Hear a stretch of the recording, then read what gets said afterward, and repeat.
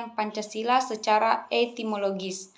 Secara etimologis, istilah Pancasila berasal dari Sanskerta dari India, bahasa kata Brahmana. Adapun bahasa rakyat biasa adalah bahasa Prakerta. Menurut Muhammad Yamin, dalam bahasa Sanskerta, perkataan Pancasila memiliki dua macam arti secara leksikal, yaitu panca artinya 5, sila yang berarti panjang, artinya peraturan tingkah laku yang baik, yang penting atau senonoh. Kata-kata tersebut kemudian dalam bahasa Indonesia, terutama dalam bahasa Jawa, diartikan susila yang memiliki hubungan dengan moralitas. Kedua, secara historis, proses perumusan Pancasila diawali ketika dalam sidang BPUPKI pertama daerah Regimen Widyodiningrat mengajukan suatu masalah, khususnya akan dibahas pada sidang tersebut. Masalah tersebut adalah tentang suatu calon rumusan dasar negara Indonesia yang akan dibentuk. Secara terminologis, proklamasi kemerdekaan tanggal 17 Agustus 1945 itu telah melahirkan negara Republik Indonesia untuk melengkapi alat-alat perlengkapan negara sebagaimana lazimnya negara-negara yang merdeka. Maka Panitia Persiapan Kemerdekaan Indonesia segera mengadakan sidang. Dalam sidangnya tanggal 18 Agustus 1945 telah berhasil mengesahkan Undang-Undang Dasar Negara Republik Indonesia yang dikenal dengan Undang-Undang Dasar 1945. Adapun Undang-Undang Dasar 1945 yang berisi 37 9 pasal 1 ayat aturan peralihan yang terdiri dari 4 pasal dan 1 aturan tambahan terdiri atas 2 ayat.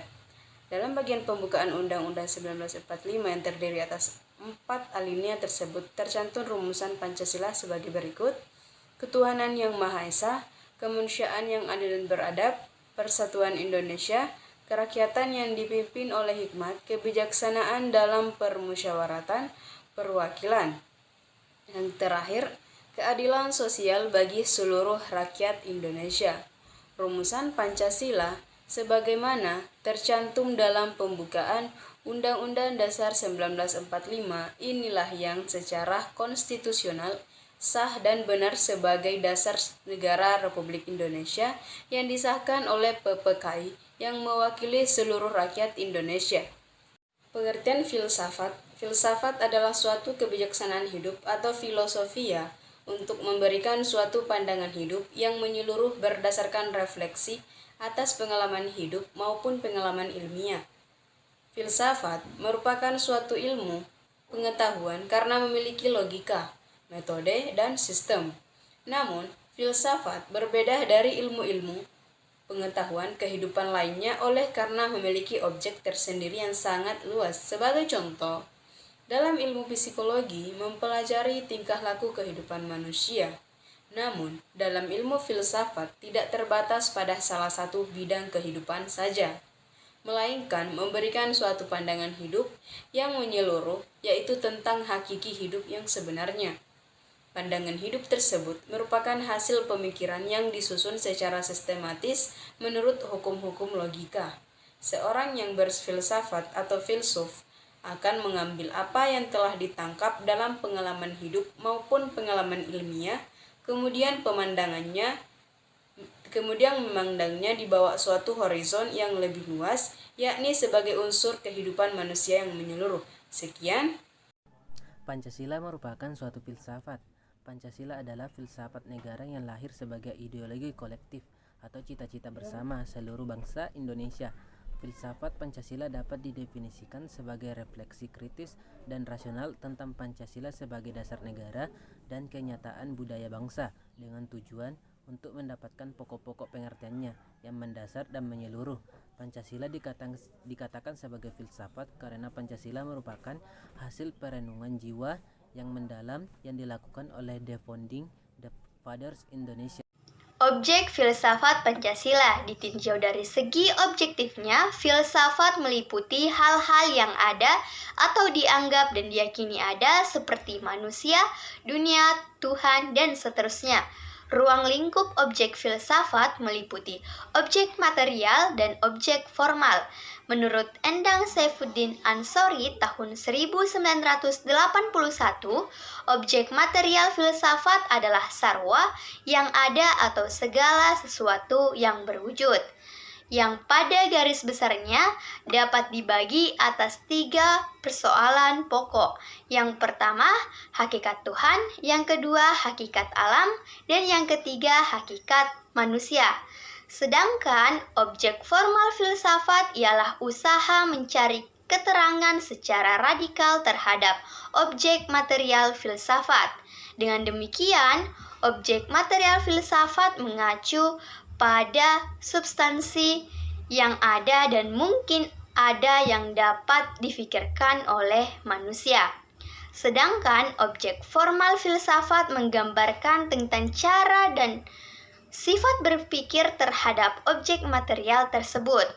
Dengan kata lain, objek formal filsafat mengacu pada sudut pandang yang digunakan dalam memikirkan objek material filsafat. Pancasila melalui pendekatan dasar ontologis, epistemologis, dan aksikologis. Manusia sebagai pendukung pokok sila-sila Pancasila secara ontologis memiliki hal-hal yang mutlak, yaitu terdiri atas susunan kodrat, raga dan jiwa, jasmani dan rohani.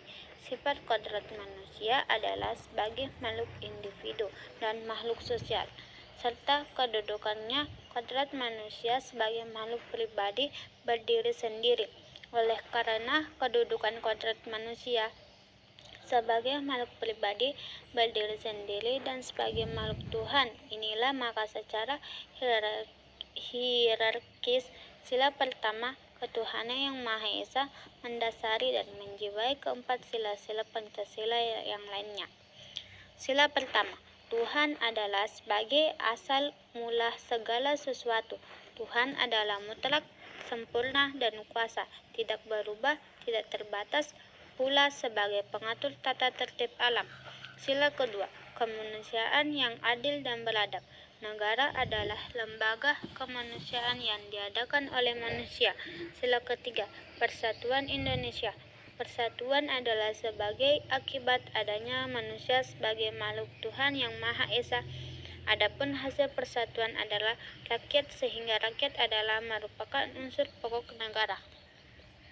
Sila keempat, maka pokok sila keempat ialah kerakyatan, yaitu kesesuaian dengan hakikat rakyat. Sila kelima, dengan demikian logikanya keadilan sosial didasari dan dijiwai oleh sila kedua, yaitu kemanusiaan yang adil dan beradab. Dasar epistemologis atau pengetahuan sila-sila Pancasila. Sebagai suatu ideologi, maka Pancasila memiliki 3 unsur pokok agar dapat menarik loyalitas dan penduduknya, yaitu yang pertama, logos, yaitu rasionalitas atau penalarannya. Yang kedua, pathos, yaitu penghayatannya. Yang ketiga, ethos, yaitu kesusilaannya.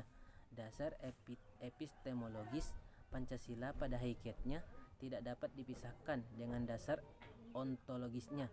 Pancasila sebagai suatu ideologi bersumber pada nilai-nilai dasar, yaitu filsafat Pancasila. Hakikat Pancasila. Kata hakikat dapat didefinisikan sebagai terdalam dari segala sesuatu yang terdiri dari sejumlah tertentu yang mewujudkan sesuatu disebut sehingga terpisah dengan sesuatu lain dan bersifat mutlak. Contohnya pada hakikat air yang tersusun atas 2 unsur mutlak, yaitu hidrogen dan oksigen.